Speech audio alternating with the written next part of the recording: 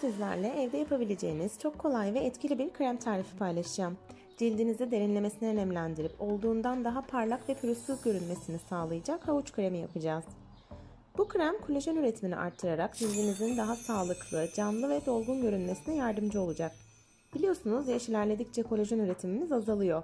Bu krem sayesinde yaşlanma belirtilerinin de önüne geçmiş olacağız. Yapımı gerçekten çok kolay. Vakit kaybetmeden başlayalım hemen.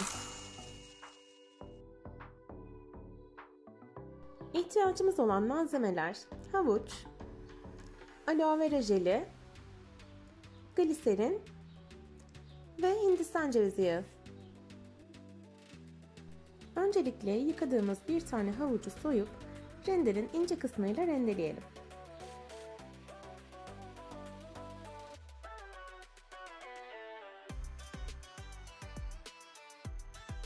Şimdi havucun suyunu çıkaracağız. Bunun için temiz bir bez kullanıyoruz. Bu şekilde daha pürüzsüz, güzel bir şekilde çıkıyor suyu.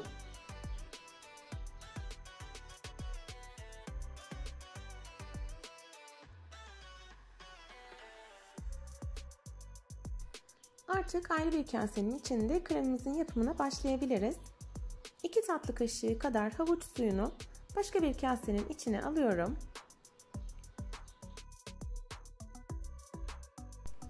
Üzerine yarım tatlı kaşığı kadar gliserin ekliyorum.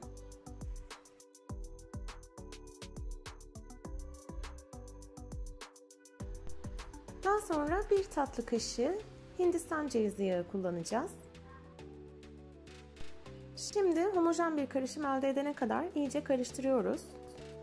Eğer isterseniz sıcak su dolu bir kabın içine kaseyi bırakırsanız hindistan cevizi yağı kolayca eriyip malzemelerle birleşecektir. Sonrasında zaten tekrar donduğunda istediğimiz krem kıvamına gelecek.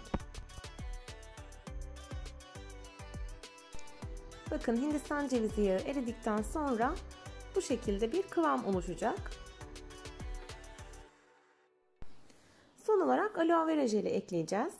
Bir tatlı kaşığı aloe vera jelini karışımın içine ekleyip güzelce karıştırıyoruz.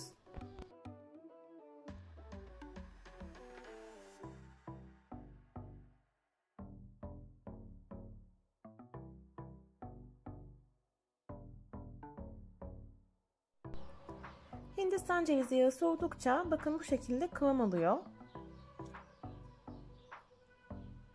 Kremi buzdolabında 15-20 gün kadar muhafaza edebilirsiniz. Ağzı kapaklı küçük bir kavanoza aldığınız zaman yaklaşık 2 hafta boyunca kullanabilirsiniz.